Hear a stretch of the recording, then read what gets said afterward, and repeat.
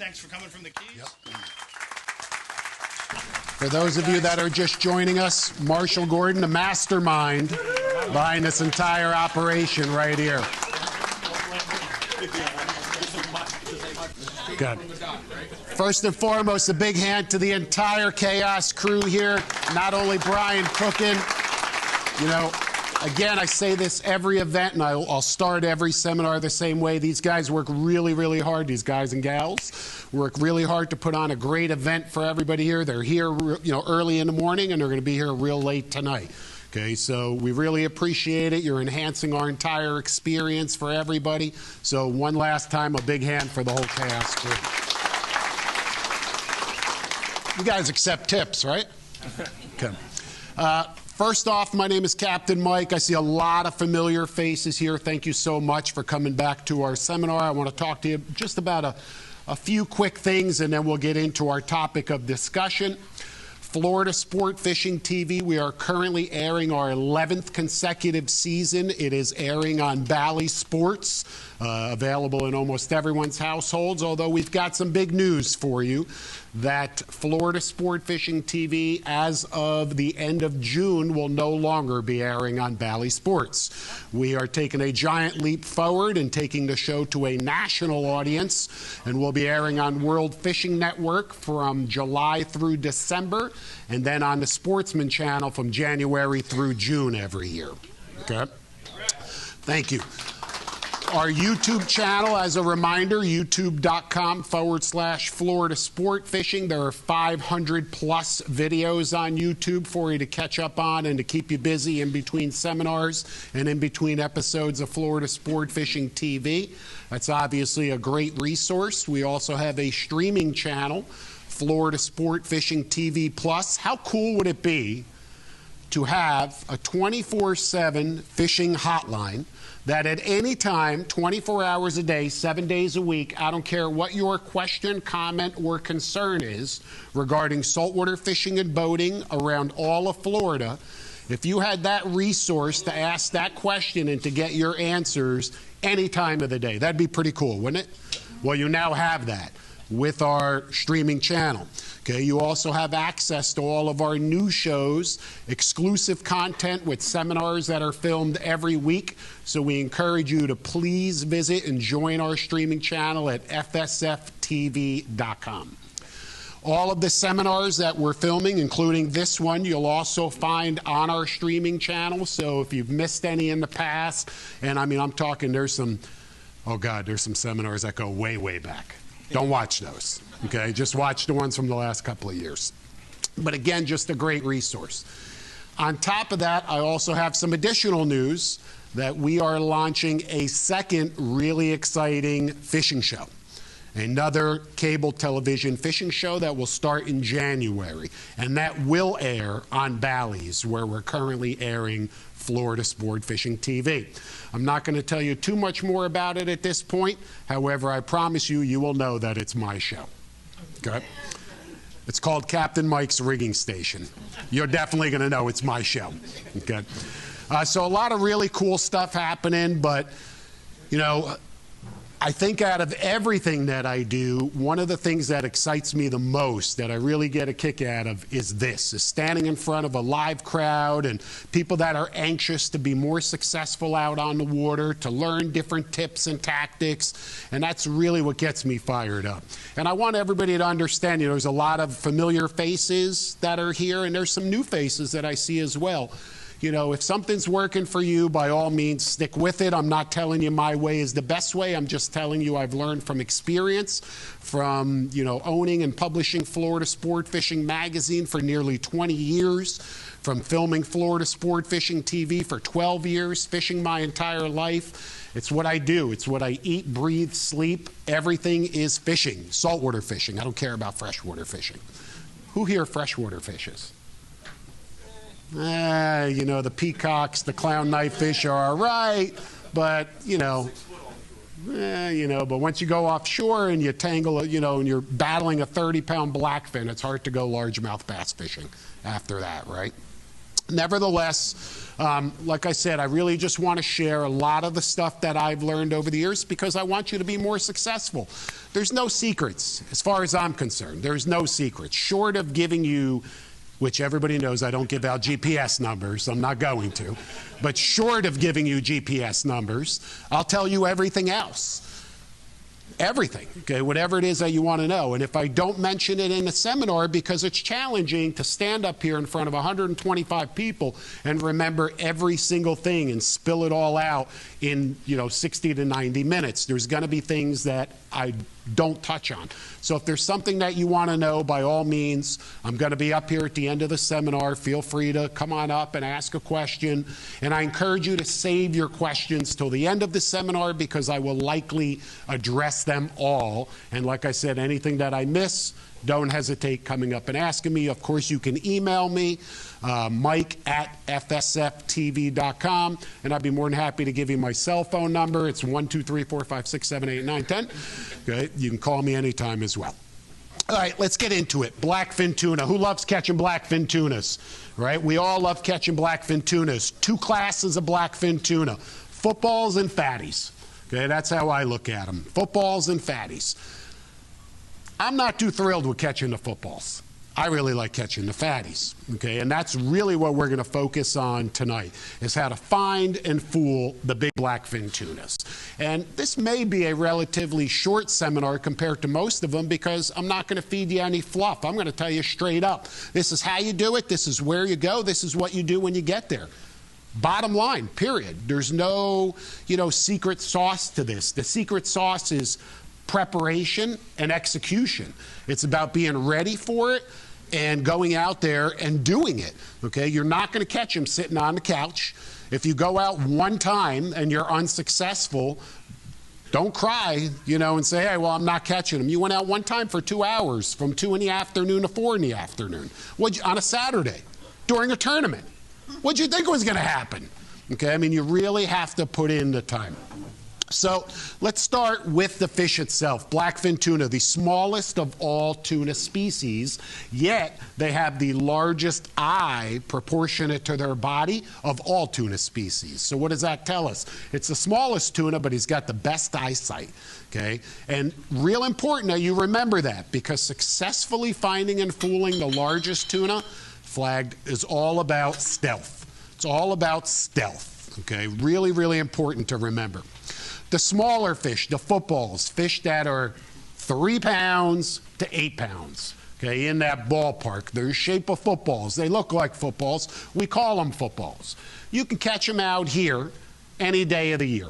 Literally 365 days of the year, these little schooly football blackfins are cruising up and down the coast. They're relating to structure. All you got to do is get on any of these wrecks and just drop a jig down, and it shouldn't be long before you find some small football blackfins. Another tactic is to troll. You can troll for these smaller tunas with very small feathers, 3 and 4 inch lures. Not any of these big lures that look like they can catch a big blue marlin. You're not going to catch the blackfin tuna on those big baits. They prefer really, really small baits. So remember that if you want to stay busy and if you're just looking to, bend some rods, go out there, jig on some wrecks in anywhere from 100 to 300 feet, or troll around in that same depth with small feathers fished way behind the boat, and it shouldn't be long before you catch some footballs, any day of the year. And that's about as much as I'm going to say about the small tunas because they're just not that exciting. Now there's the whole other class of blackfin tuna, as I referred to earlier, called fatties. When I first started fishing down here, I was fascinated by these blackfin tuna because my history is working on tuna boats. We used to fish up in the Northeast, out in the canyons for yellowfins, big eyes, longfin tunas, bluefin tuna, closer to shore. And we're talking fish up to 300 pounds. Heck, I had a giant bluefin tuna one year that was 824. So really, really big tunas, and a lot of them. Back in the day, it was not uncommon on a headboat with 20 guys fishing 2 days out in the Hudson Canyon to come back with 200 yellowfins. That doesn't happen anymore. Okay, not at all. Nevertheless, I came down here, and of course, short of running to the Bahamas, we don't have a yellowfin tuna fishery down here. Occasionally, one is caught on a kite bait, or somebody trolls one, or somebody might hook one on a jig, but that's the rarity. Okay, for the most part, I don't want to say for the most part, we only have blackfin tunas. Okay, that's what we have. So I really went on a mission to learn how to find and catch these blackfins. First the small ones, and then the big ones. And what I learned from watching all of these tournaments before I even got involved in tournaments was all of the guys who won these tournaments, what did they have in the boat? Bait. He said bait. It's a good answer. Okay.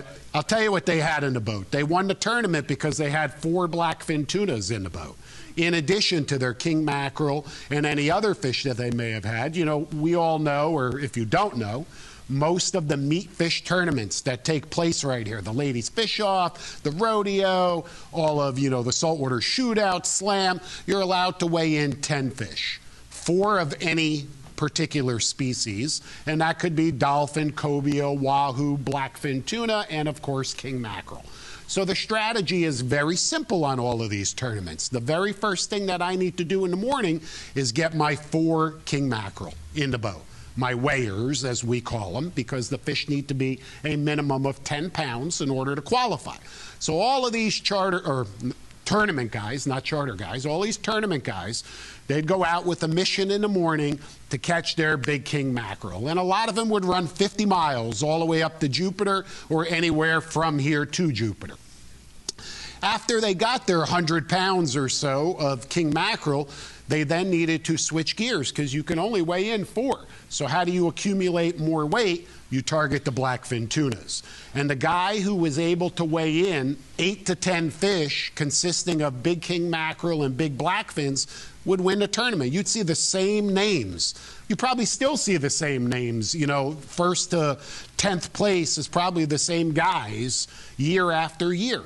It's because they're really, really dialed in, not only on catching those kings, but on catching the tuna.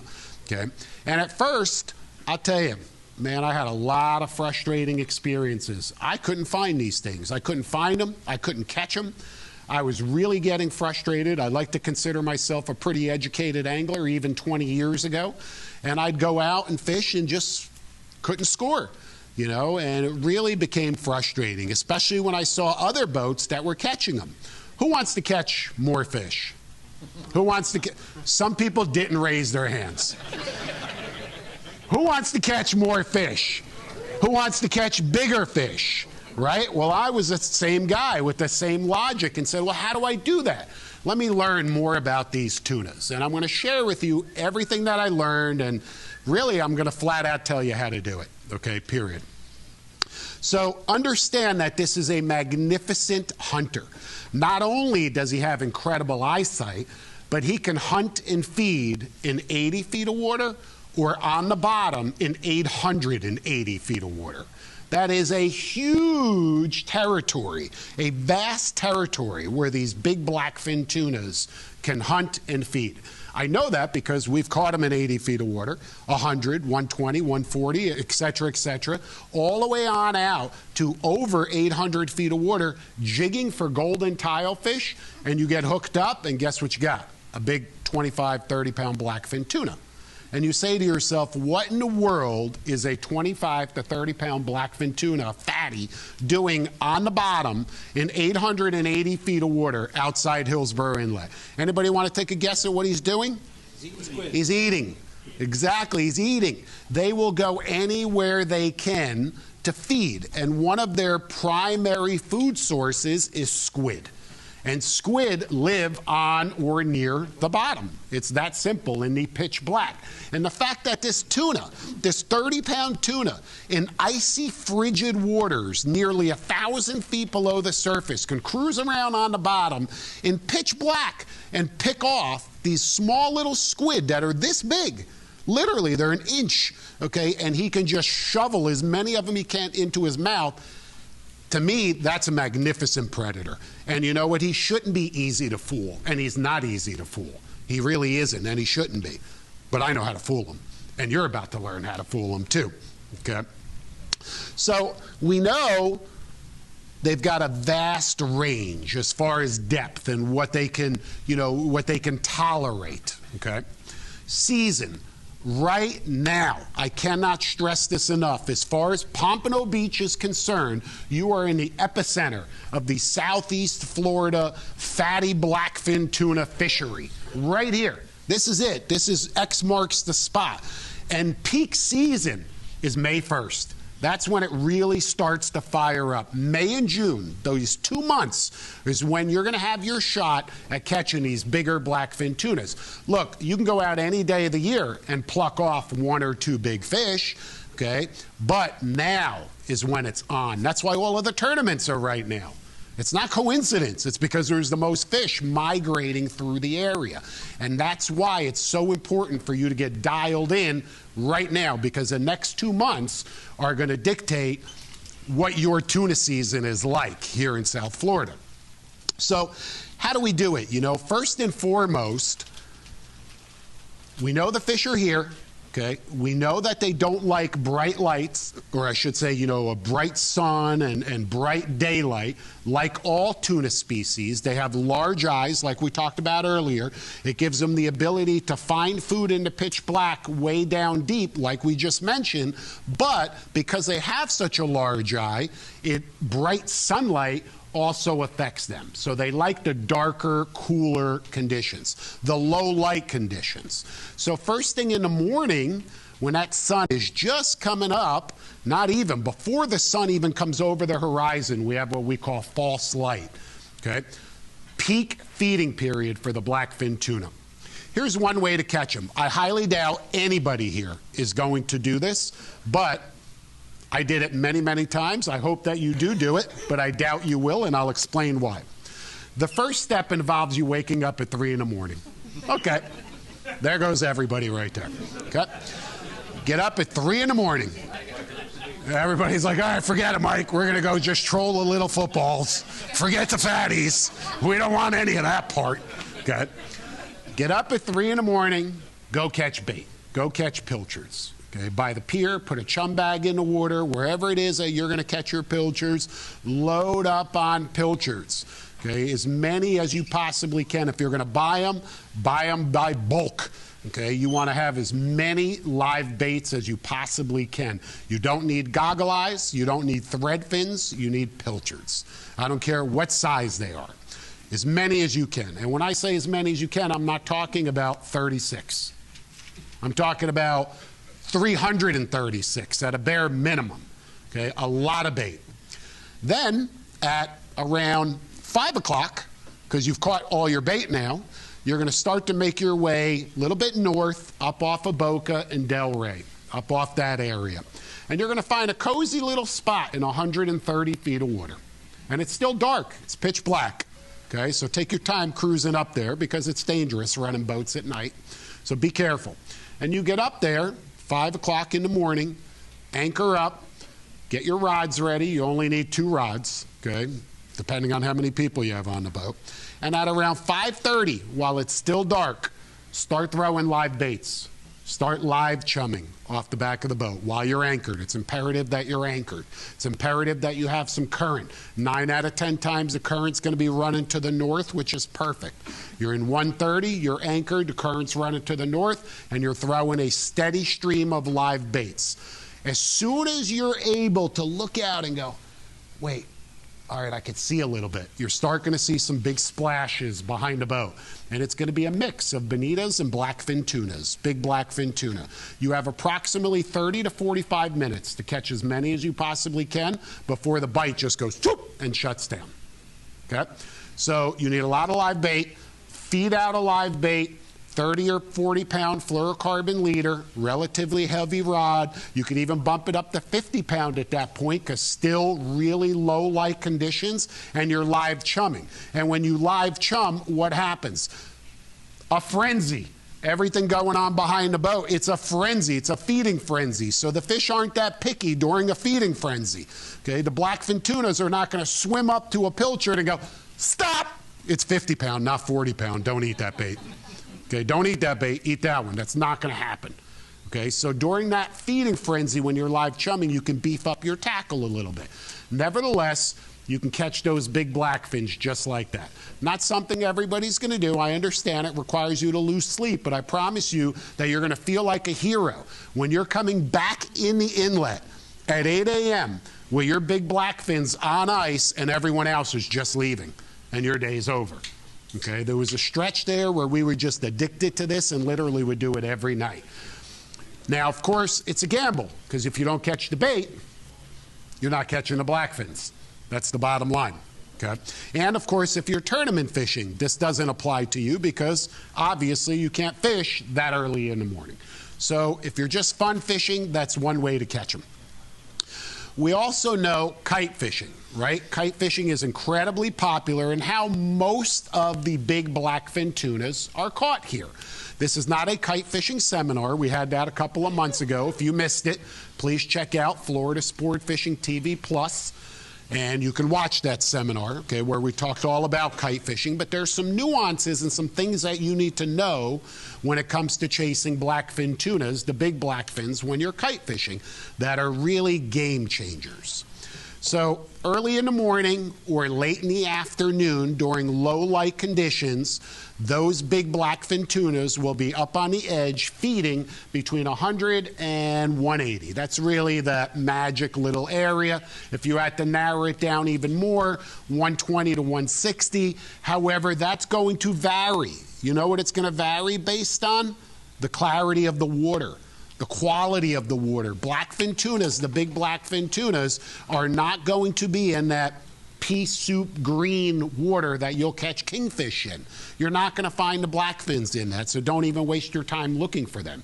You've got to find nice, clean blue water. If it has that purplish hue, you guys know what I'm talking about, that Gulf Stream, man, that's money right there. Especially if you start to see flying fish, birds picking, some scattered weed. Put the pieces to the puzzle together.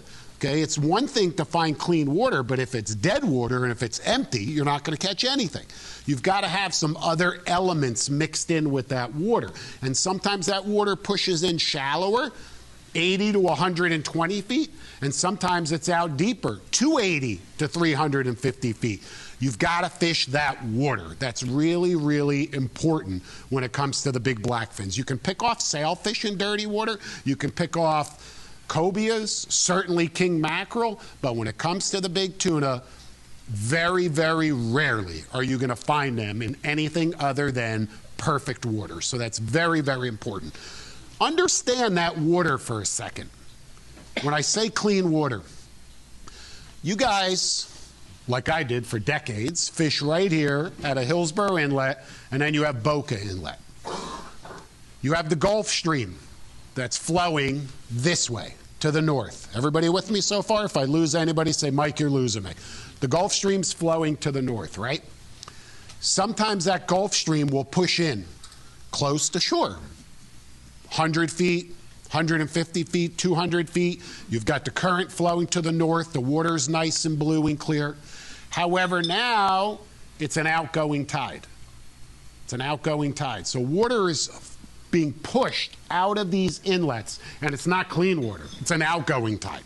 It's dirty, nasty, intracoastal water, right? Well, that water is going to eventually meet the edge of that Gulf Stream, and it's then going to flow north. It's going to push up north, and it's going to create an edge.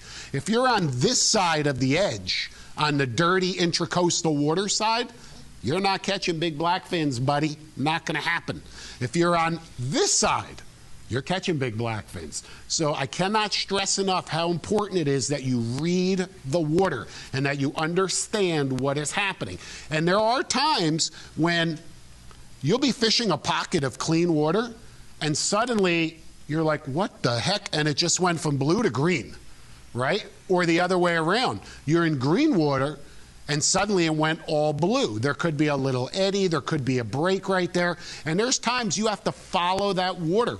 It's moving to the north. The current's moving to the north. You've got clean water. Suddenly it went green. Where did the blue water go? It didn't go behind you, okay? It didn't go this way. It went this way. So there's times you have to pick up and run a mile, 2, 3, 5, however you have to go to get back into that clean water. Okay, and I don't want to sound like a broken record, but that's one of the most important ingredients to catching the big blackfins is the quality of the water that you're fishing in. And the more of those elements that that water has, the blue color, the bait, scattered weed, of course, the better that it is. Low light, like I said, early in the morning, of course, at dawn is going to be your optimal time. So the first 2 hours of daylight or the last 2 hours of daylight. And don't be afraid, you know, there's many times in May and June, you can leave the dock at 5 in the afternoon. You have one thing in mind, big blackfin tunas. Leave the dock at 5 in the afternoon and fish from 6 to 8 p.m. Fish until it gets dark, till you can't see your kite anymore. The tunas are still there. As a matter of fact, they feed all night. Go down to the Fish City Pride, whatever the name of that other, I don't know the name of that other boat, but the Fish City Pride there. Starlight, is that what? Starlight, okay, whatever it is, but they catch tunas all night on their night trips. Okay, I'm not saying they catch them all night every night. I'm saying during this time of the year, they will pick off big blackfin tunas even at night. Those fish feed at night. Do not be under the impression that they don't. They're tuna. They feed 24 hours a day. They grow incredibly fast. They burn a tremendous amount of energy, and they need fuel constantly. Did you ever gut a tuna and have an empty stomach? Okay, they're not like wahoo. You know, in my wahoo seminar, I told you got to find wahoo that haven't eaten yet. Blackfin tuna are the opposite. That damn thing, man, he is just filled with squid and all sorts of food, and he still ate your bait. You're like, what are you trying? You know, they never stop eating. They're eating machines because they're moving so fast and they're burning so much energy. And they're a schooling fish. So when you have a school of fish that are hunting, okay, they really need to be competitive. They can't be selective because if they don't eat that bait, Freddie over here is going to grab that bait. Okay, so really they have to feed a lot. Like I said, low light, early in the morning or late in the afternoon. When you are kite fishing, when we generally kite fish for king mackerel or for sailfish, we're using all sorts of, I'll call it hardware. We've got floats, we've got all sorts of stuff on our rigs. This is my kite rod for blackfin tuna, right here. It is a Chaos 7-foot rod rated for 15 to 30 pound class, and like I say also in all my seminars, if you're not fishing Chaos rods, you might as well go home right now, people, because you're not going to catch anything, especially not the big blackfin tunas. We've trained them. They only bite for people who are fishing the black and gold Chaos rods. Okay, it's matched to a Talica 16, a Shimano Talica 16, loaded with high-vis line, so it's easy to see it going up to the kite and down into the water. Okay, 20 or 30 pound, you can fish either depending on your skill set and what you're comfortable fishing. However, because the blackfin tuna have such great eyesight, we do not fish that high-vis line anywhere near the hook. There's a 30-foot leader, a 40-pound diamond presentation fluorocarbon, 40 feet between the high-vis line and the actual hook itself. There are no other terminal tackle elements on here. The only other thing that we have is a ceramic ring right on the line itself, which goes into the kite clip. And you guys know what I mean with that little ceramic ring. Very, very important that you use that because you don't want your line to get caught in the clip or chafed up in the clip. So just a little black ceramic ring. The hook itself is a J hook. When I'm fishing for blackfins, there's one prime bait. Goggle eyes. Okay? Pilchers is a great bait. It's not a mistake. It's a great bait. But it's nowhere near as good of a bait as a goggle eye. A goggle eye is a heavy bait. It's a big bait. It's very tempting for a big blackfin tuna. It stays alive much longer than a pilchard stays alive. Now, if you can't get goggle eyes and you can only fish pilchards, by all means, of course, better than nothing. But if you had goggle eyes, the gog is going to be a far better bait for big blackfin tunas. It's a 7.0 J hook. I'm not bridling that bait. This is a VMC live bait hook, 7.0. The hook size is going to depend on the bait size. If it's a goggle eye, it's a 7.0. If it's a pilchard, it's a 5.0. Because if I took this 7.0 hook and put it in a pilchard, what's going to happen to the pilchard? He's gone. Okay, I'm putting too big of a hole in him. So your hook size has to, associate with the bait size. But not all hooks are created equal. Make sure that it's a strong hook, because let me tell you something, you're going to be putting a lot of heat on those fish.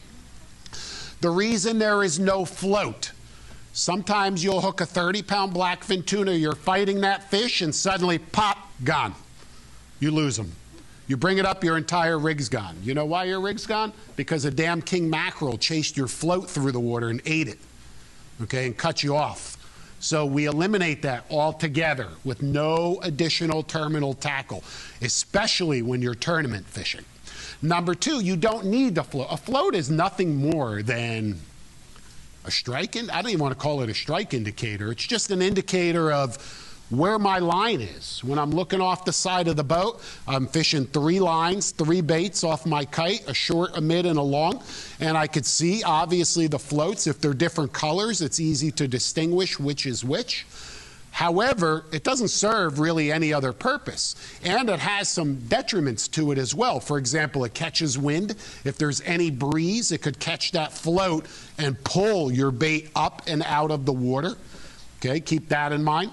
So we eliminate the floats. I do not need my goggle eye right up on top, and I don't need a float telling me it's on top. I'm a fisherman. I'm kite fishing. If I've reached a point in my angling career that I'm willing to spend $200 on a fancy schmancy fishing kite and $1,900 on a kite rod and reel, whatever it costs, and go out there and fly this thing in the air and fish 3 lines, and I've got thousands of dollars invested in all of this and hundreds of hours, I don't need a float to tell me where my bait is. Okay? I've got my own eyes.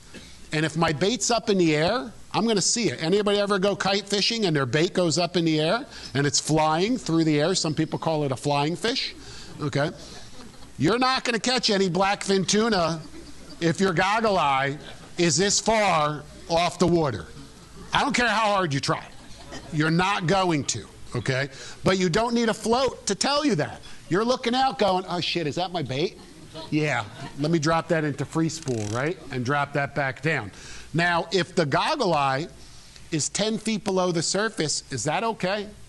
Absolutely, that's okay. He's right there. Trust me when I tell you the blackfin tunas are going to find him.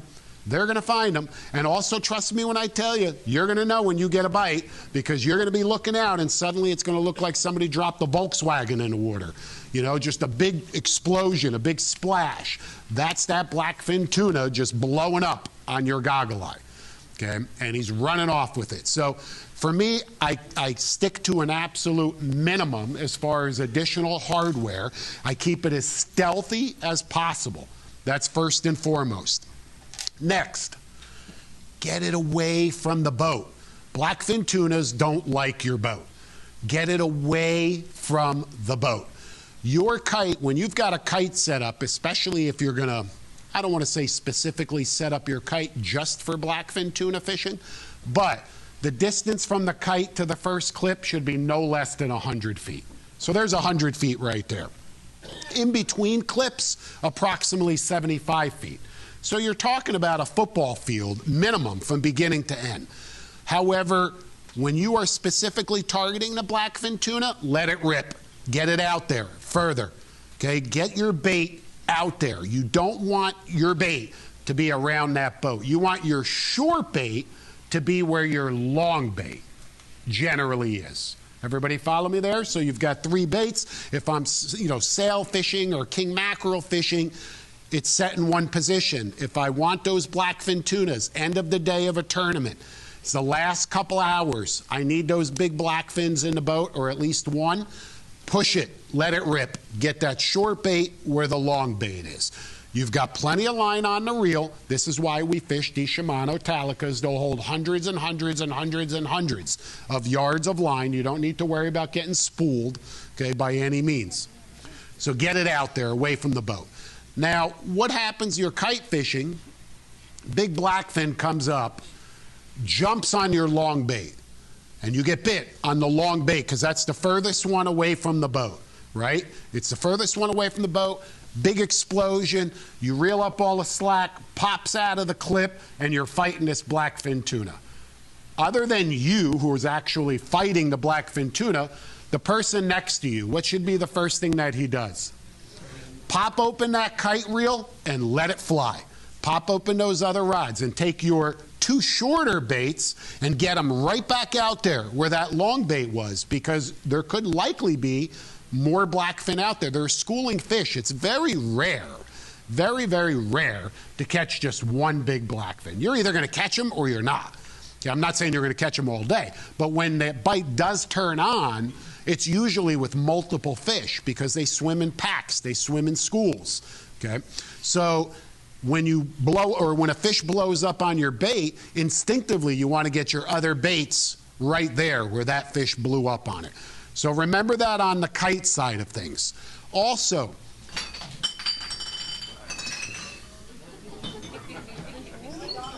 you're good?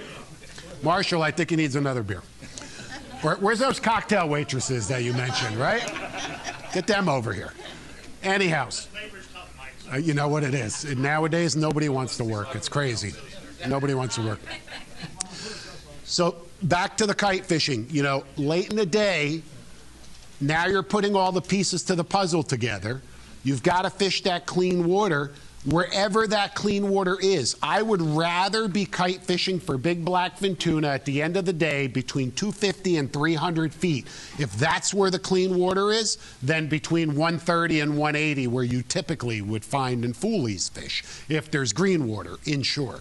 So you've got to keep an eye all day long on that water and focus your efforts on that clean water, which, like I said, may push off, you know, or it may never push in. So be open-minded to that. Don't think to yourself, oh, I don't want to go out there to 250 or 300 feet. I'm not going to catch any blackfins. Wrong. You're not going to catch them in 130 in that green shit right there. Excuse my language. Right? You need to be out there where that water's clean and where there's bait and some scattered weed. Okay, that's also why in a lot of these tournaments that you'll see, because they're all coming up here, right? May, June, July. You'll see in the afternoons the best of the best guys. They're kite fishing, but they're pushed out deeper. They're not out there looking for king mackerel, even though they will catch big kings out there. They're out there looking for the tunas. Okay. Now, middle of the day. Let's talk about that for a second, because the tuna love the low light conditions, right? Early in the morning, the first 2 hours of daylight, not uncommon to catch those fish between that 100 and 200 foot range. Last 2 hours of daylight, same thing. We can anchor up, we can live chum, and we're going to get into that in a minute. But that same 100 to 200 feet toward the latter part of the day, the end of the day, also excellent. But in the middle of the day, I was always fascinated by this. I'm like, or I should say mystified. I don't want to say fascinated, but I was like, where in the world are all of these big blackfin tunas in the middle of the day? How could they all just completely shut down? Because they do. They seem to shut down. You know, here, middle of the summer, May, June, July, you go out here, especially on a weekend, forget it. There's a million boats up and down the edge, right? Especially on a day when there's no wind and it's calm. You might as well go home. I mean, and you're out there at 11 o'clock, 12 o'clock, 1 o'clock, 2 o'clock. Nothing is going on. But yet, earlier in the morning, there was a good hot blackfin tuna bite. And you know, later that evening, there's going to be a hot blackfin tuna bite between 6 and 8 p.m. Where are they in the middle of the day? I always used to think to myself that they're here. They're just not eating. That's what most people think, that they're here. They're just not eating. Wrong. They're eating and they're not here, okay, at all. Because if they were there, they would be eating. They're not. The water's too hot. It's too clear. The sun is too bright. So they go further offshore and down to the bottom. Further offshore and down to the bottom. Where for many, many years, nobody either knew that or nobody was targeting the big blackfin tunas in 400 feet, 500 feet, right on the bottom in the middle of the day. There was a guy I knew who tried that, okay, and who tried it a lot. And eventually, I don't want to use the word perfected it, but really dialed it in. And I realized that once 10 o'clock in the morning rolls around, forget it. I could stay on the edge and kite fish, but the chances of me finding these big blackfin tunas drastically reduce, you know, drastically. When I could go deeper offshore and fish 500 feet right on the bottom, even deeper, 600, 400, 450, and catch these fish all day long because they're out there eating. If you didn't hear what I just said, let me say it again to you. From 10 a.m. to 4 p.m., there are big blackfin tunas during the month of May and June that are on the bottom between 400 feet and 600 feet outside Hillsborough Inlet and outside Boca Inlet. And I'll tell you all of this now because I don't fish here now anymore. So I don't care. You're not coming to Marathon, the Florida Keys, and I'm not coming up here. So go out there, kill every one of them for all I care. I want you to. That's where they are, right there. But of course you can't go out there and you can go out there and kite fish, but you're not presenting baits on the bottom because it's obviously too deep. You can't take a live bait like a pilchard or a goggle eye and drop it to the bottom at 500 feet because guess what's going to happen to the bait? It's going to die. Okay? And chances are you're going to have a big fat tangled rig and it's just going to be an absolute mess. So the only way to catch those fish out there is to jig. And we're going to get into that. But before I do, I want to backtrack just a little bit and get back to the kite fishing. There's a question that often arises when it comes to targeting the big blackfin tunas when you're kite fishing. And you don't have to be kite fishing. Look, if you don't have the kite, all of the gear, don't think you can't go out there and just fish flat lines, because you absolutely can. And what I mean by flat lines is I'm standing on the boat and I'm flatlining. I'm just feeding a bait out. Okay, I don't need a kite. Now, of course, I can't fish all the way around the boat. I can only fish on one side of the boat, right? But I could still fish and I could still catch fish, and you will. So you don't have to kite fish. But if you can, that certainly increases your odds dramatically. Now, the question of chumming or chunking is a popular question when it comes to blackfin tunas. There's no question, absolutely no question, without a shadow of a doubt, that if you can go out there with hundreds of live baits, you increase your odds by 1,000% to catch the big blackfin tunas. Not only to attract them to the boat, but to keep them around the boat. Because what happens a lot of times is you can be kite fishing or flatline fishing. A pot of tuna will come by, boom, boom. You'll get one or two bites, and they're gone. Gone. Do you know why they're gone? Because there was no reason for them to stay there. There was no food. There was no reason for the tuna to go, oh, wait, Charlie, Charlie, that's a good one, right? Let's hang on right here, right? Let's stay by this guy's boat. He's got a really neat-looking CV, all right? Let's just hang out by the boat. It doesn't happen. They're on the move looking for food.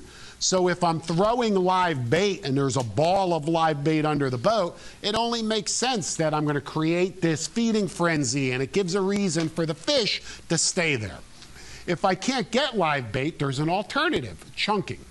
Chunking is also very, very effective for blackfin tunas. Not nearly as effective as live bait, but certainly a hell of a lot more effective than not chumming at all. Do not chum your typical bionic bait, bait masters, tournament master, the 7-pound blocks of chum you put in a bag, you put the bag over the side. We all know what we're talking about, right? Don't do that. You're going to get sharks, grunts, bonitas, all of that stuff. You want to get flats of sardines or herring or dead gogs. I don't care if it's a mullet, fish, whole fish that are frozen. Cut them into bite-sized pieces and just a steady stream off the side of the boat as you're drifting. Okay, a steady stream. Don't overdo it, but make sure that you keep it nice and steady. While doing so, the person who's chunking should grab a spinning rod. Again, no unnecessary terminal tackle. This actually is a high-speed vertical jigging rod built by Chaos, but it just makes a perfect blackfin tuna stand-up rod for a spinner. And there's no reason why a rod that's designed for one application can't be used in a different application. That's what's so great about Chaos rods. You can catch everything on Chaos rods. Anyhow, the rod is matched to a Saragossa 10,000. It's an absolute workhorse of a spinning reel. It's not Shimano's top-tier spinning reel like a Twin Power or a Stella, but it certainly ain't bad. Okay, it's got an incredibly smooth drag, a lot of power. I know you'll appreciate this reel. It's loaded in 30-pound braid, and there is a lot of line on here. Easily 600 to 700 yards. There's a lot of line. These spools are deep. However, the braid, okay, is very visible. So once again, you'll see that we don't fish that braid right to the hook. 50 feet of 30-pound fluorocarbon. 50 feet. There's a big, big buffer between that bait and the braid. I do not want that fish to see the braid at all. The end of the rig is a very small 3/0 circle hook, a little VMC tournament circle hook. VMC makes a lot of circle hooks. Tournament circle hooks, Sure Set circle hooks, Nemesis circle hooks. Just because something is called a circle hook, not all circle hooks are created equal. And if you go with something like a Sure Set circle hook, the gauge of the wire is very thin and you will lose fish and straighten out hooks all day long. You need a heavy gauge hook. It's a small hook, but it's very, very strong. A 30-pound, who here has caught 30-pound blackfin tunas? Okay, handful of people, you know how strong they are. They're a very, very strong fish, and you're going to be putting a lot of pressure on that fish. This is no time to play games, because the longer your big blackfin is in the water, what could happen? Sharked. So I want to hook that fish, I want to fight him, I want to enjoy the fight, but I want to get him in the boat in one piece.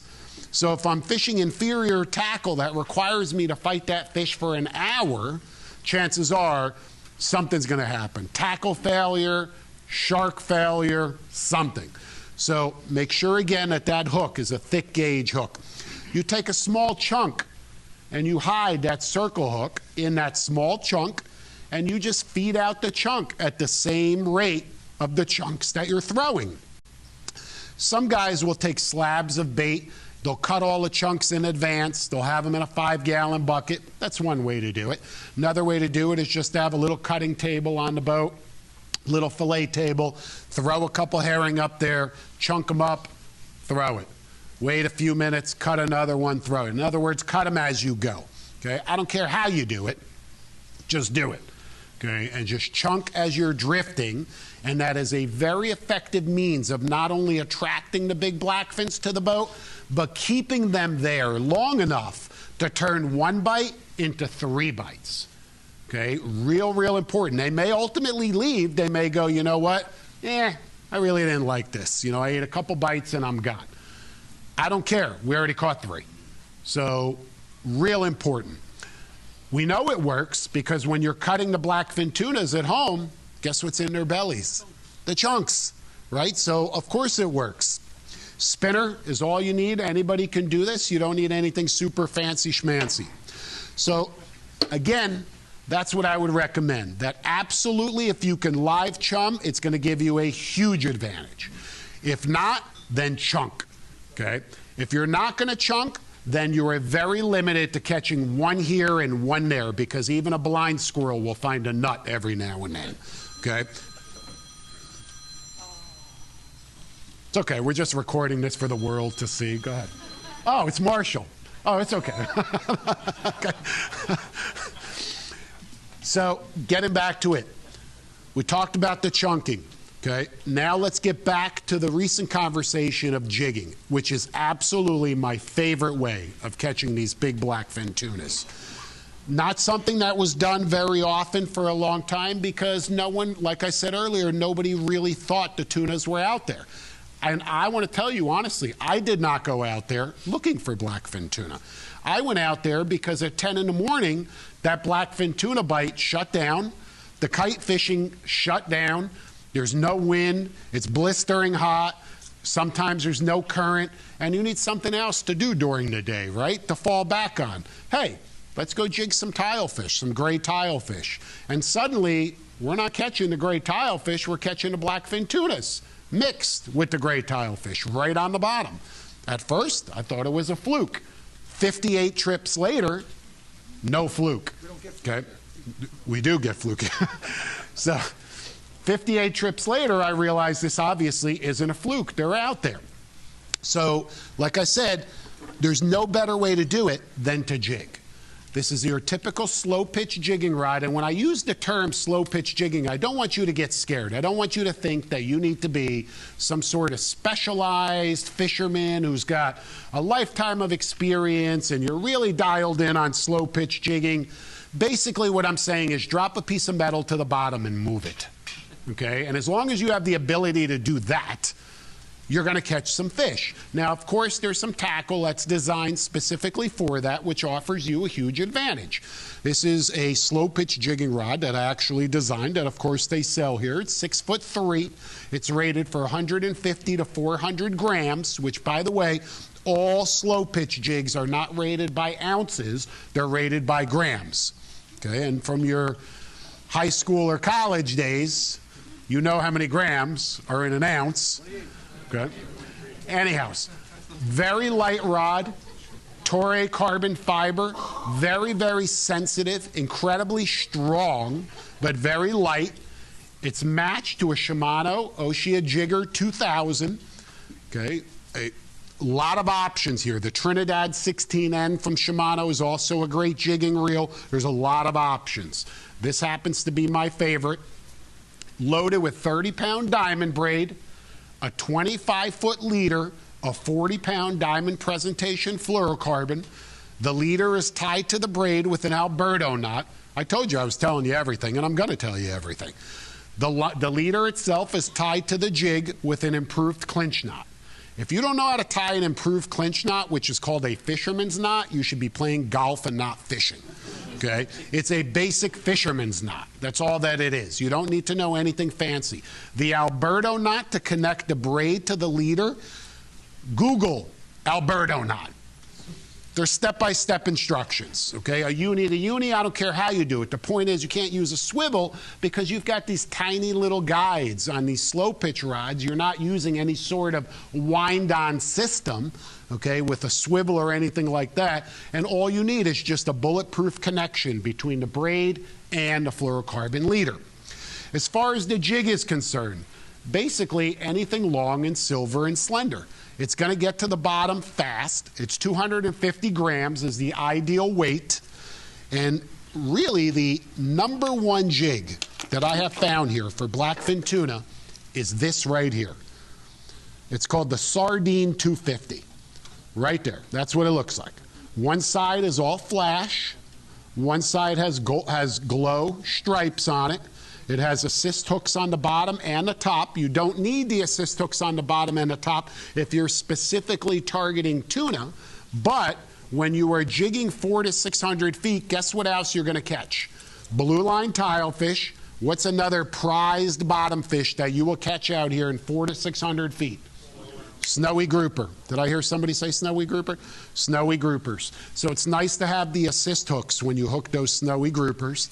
And by the way, I'm not sure how many of you know this or not, but outside Hillsborough Inlet, 550 feet is a sunken submarine.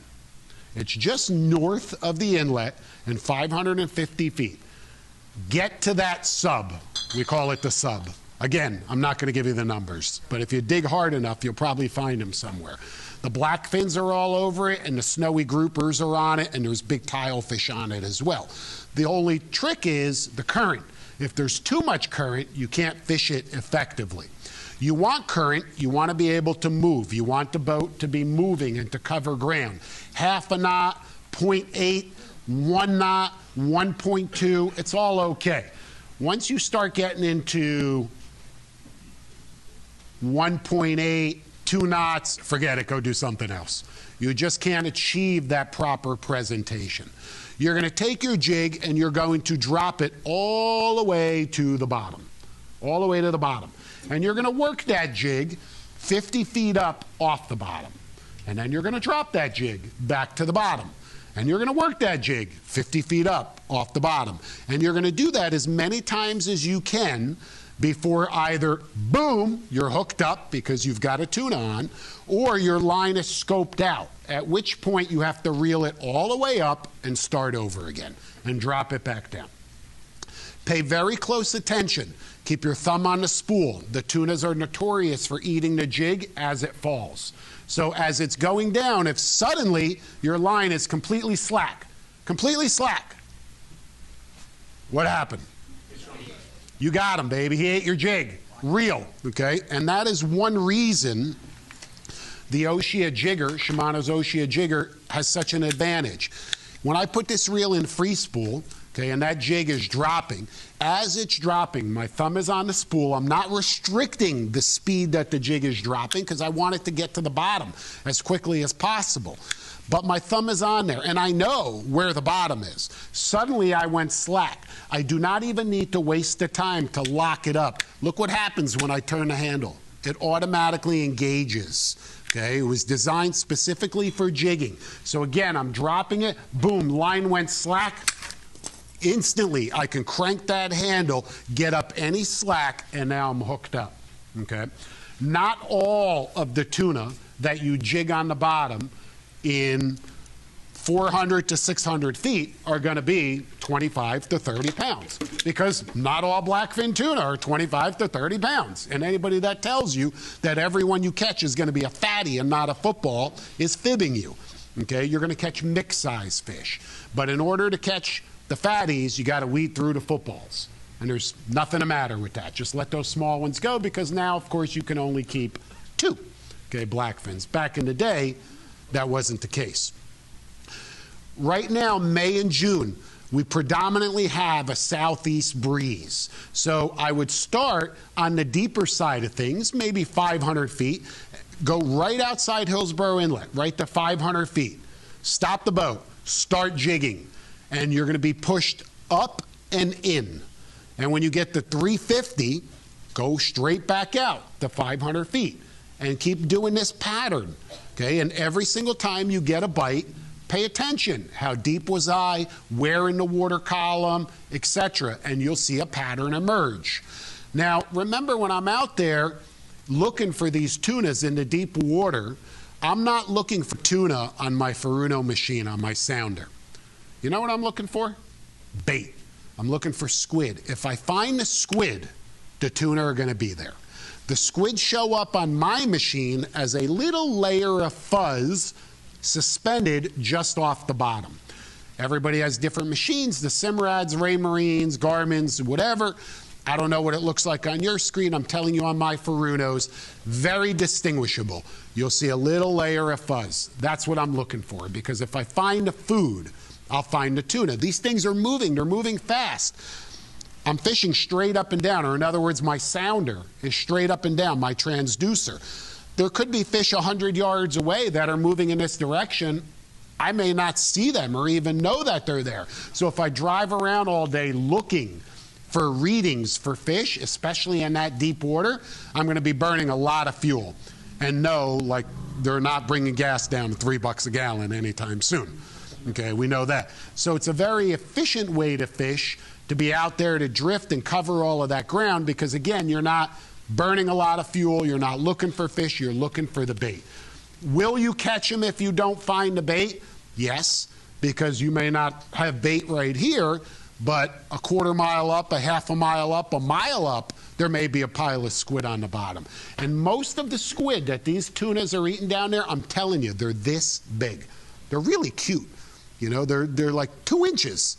Really, really small, really cute, but they'll eat hundreds of them until they're just absolutely stuffed. And then they'll still eat your jig as well.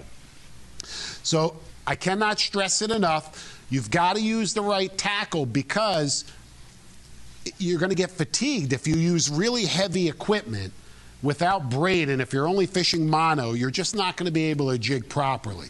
So you've got to fish the braid in that deep water. Okay, a 250-gram jig is fine. There are times when you may need to bump it up to 300 grams, 350, maybe even 400. If I can't get away with fishing a 400-gram jig in 500 feet of water, I'm not jigging. There's too much current. I'm going to do something else, okay? Maybe fishing shallower. That's one huge advantage. Not that this is a jigging seminar, but that's a huge advantage to jigging.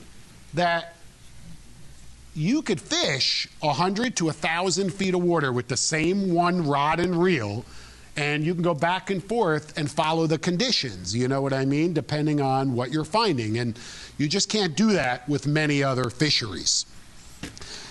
Color of the jig. this is one of the things that baffles me, the most, is when it comes to jig color. What's your favorite jig color? Green. Somebody else tell me.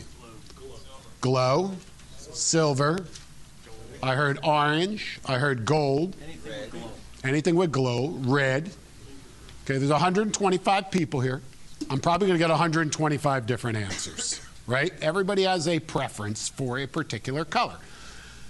You very likely have a preference for a particular color jig because you fish that jig more than any other jig. So ultimately, you catch more fish on that color. And in turn, it suddenly becomes the hottest color jig in creation. I'm going to tell you a little story about a jig color. And the gentleman is actually on the boat right here. And I didn't tell you this on the boat when you were with me the other day, so you're going to learn something new. One of my favorite jigs of all time is called a Mobster 250. It's this jig right here. It's my favorite jig in the Keys, right here. It's long, it's slender, it mimics a ballyhoo. It's three-sided, it wobbles like crazy, it catches everything. I absolutely love this jig. Anybody who fishes with me on my boat knows they're fishing this jig right here. I've got this jig in a wide array of colors. My absolute favorite is that silver glow I just showed you. I also have it in blue. I've had great success with blue. I also have it in orange, which I absolutely hate and despise. I've never caught a single fish on the orange Mobster. I fished it 2 or 3 times, probably 5 minutes each time. Didn't have a bite. I said, this color sucks, and I just put it away. Okay? The other day, I got a couple guys on the boat. And I decided, fishing lately, the jig fishing's been a little bit slow. Maybe I should try something different. Let me just spice it up just a little bit. I open up my jig bag, and lo and behold, staring me in the face is this orange Mobster. Hell with it. Let me tie it on. What's the worst that could happen? Guy drops it down, catches a big cobia on the orange jig. I love that jig, I'm telling the guy. That's a great color. I love that jig. I'm still fishing with my silver glow. I'm not getting bit. 5 minutes goes by, he drops down again. Another big cobia on the orange Mobster. Okay, guess what my favorite new color Mobster is? Orange. Okay, so point I'm making, color is, I don't know, does it really make a difference? In my opinion, it's about shadows, it's about shading. It's always a good idea to have different colors because some show up brighter than others, but there's no bait fish that are pink. There's no bait fish that are, purple with green polka dots, It's just, a lot of the stuff that's created is designed to catch the fishermen, not the fish. It's far more important that the anglers are fishing the jig the right way. And that's what's most important. The guy who was fishing this jig was dialed in. I'm watching him, I'm like, man, you got really good rhythm right there. You're really working that jig well. And he had success. He caught quality fish. By the way, that second cobia came right up to the top, 10 feet away from the boat, looked at us, shook his head, and spit the jig out. Okay, while we watched it, but still, he ate the jig, right? That's going to happen. So the bottom line is it's far more important to fish a jig or a lure the right way in the right place than it is the color of the lure. However, if I can only have one color, there is no doubt this would be it. Silver glow. Okay, you call it whatever you want. Okay, people have different companies have different names for it. This jig is from Jigs R Us, is the name of the company. Okay, the label looks just like this. From what I understand, they're going to be sold here at Chaos in the near future. So you may want to save your pennies and get this jig right here, the Sardine 250. They all work, like I said, in color, but if you only had to pick one, that would undoubtedly be it. Why? It has a lot of flash and it has glow. So those are the two kind of combinations that to me seem to make the most sense. When you hook a tuna, by the way, when you're jigging or any fish, remember that that is not the same type of outfit as a kite rod where you're lifting up and pumping and reeling down. With the lighter jig rod, you're literally just holding it in front of you and just cranking and using the reel essentially as a winch. The rod is almost out of the equation at that point. But let's get back to our fatty blackfin tunas. So now we know early in the morning Where do we find these fish? We find them on the edge, low light conditions, 100 to 200 feet, as long as we have clean water, because they push in to feed. Okay, they push in on that reef edge to feed on anything that they can catch. They're indiscriminate killers. They will eat anything from crabs, shrimp, squid, finfish, baby tunas, dolphin. Blackfin tuna will eat anything that it could possibly catch. Okay, so early morning, 100 to 200 feet. By 10 o'clock, that bite is over. Where am I going? Deeper water, and I'm going to drop down to the bottom. I'm going to jig fish on the bottom. When you're out there, when I'm looking for the blackfin tunas, and I'm jigging, and I'm in 400 to 600 feet, if I had to narrow that down, I would say 350 to 500, 350 to 475 would really be the kill box, the zone.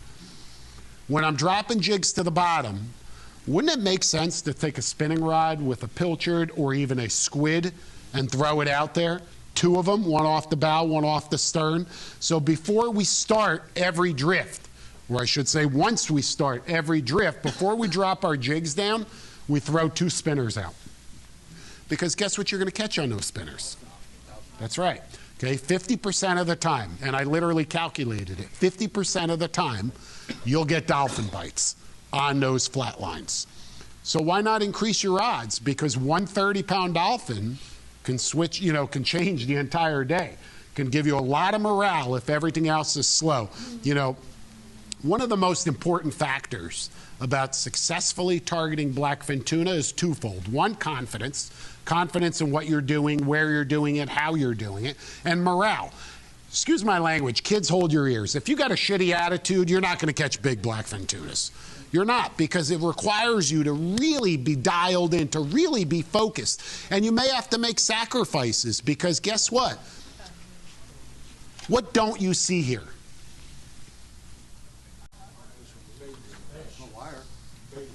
Wire.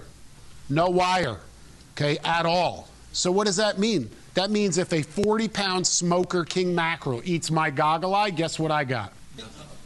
I don't even have a hook anymore. Okay? If a big wahoo eats my goggle eye, what do I got? Nothing. So I am absolutely focused on the big blackfin tunas, and that means I have to sacrifice anything else that may eat this bait. So you have to make that decision. Now, not to say you're not going to catch, if you're fishing wire, will you still catch blackfin tuna? Yes, absolutely. Do your odds drop substantially? I believe so, because you've got this visible piece of wire hanging around your bait, and you're trying to tempt the fish that has the best eyesight in the world.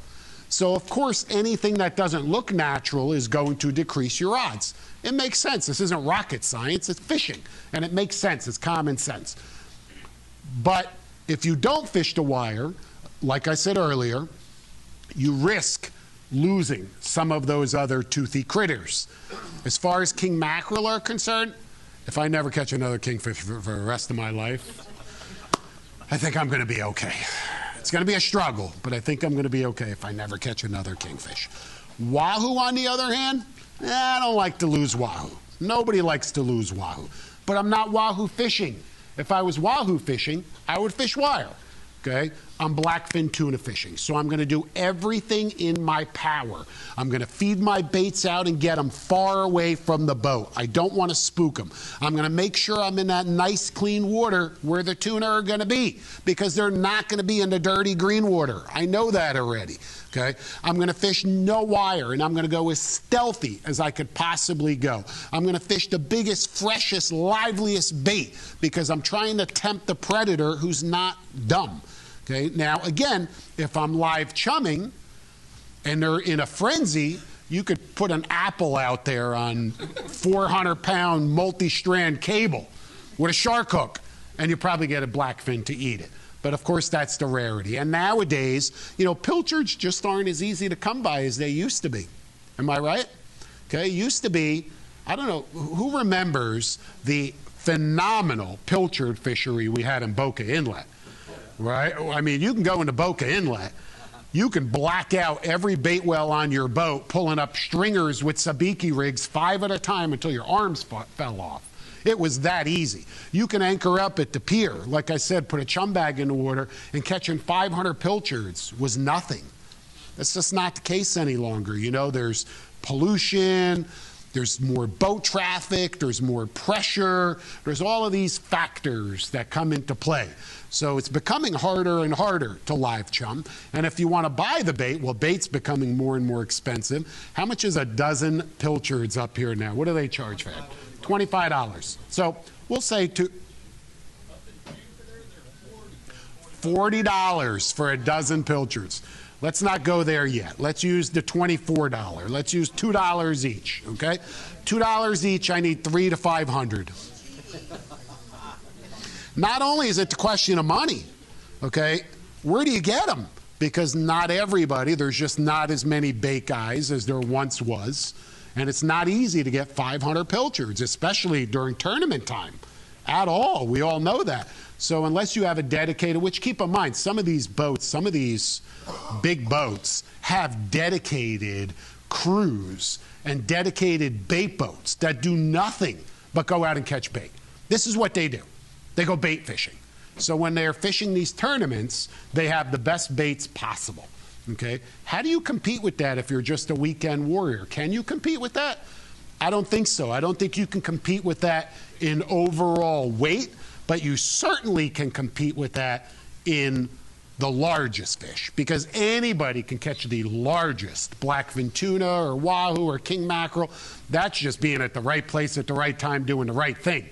You know, everybody has a chance at that. But to go out and catch, you know, 10 big blackfins, how do I compete against that guy if I'm not that guy? You know, it becomes very, very challenging. And what you're going to see soon this is a little bit different, but you'll understand what I'm saying. In big dollar tournaments, and I'm not talking about $10,000, $100,000, $30,000, you know, meat fish tournaments, or even $100,000 sailfish tournaments. That's not what I'm talking about.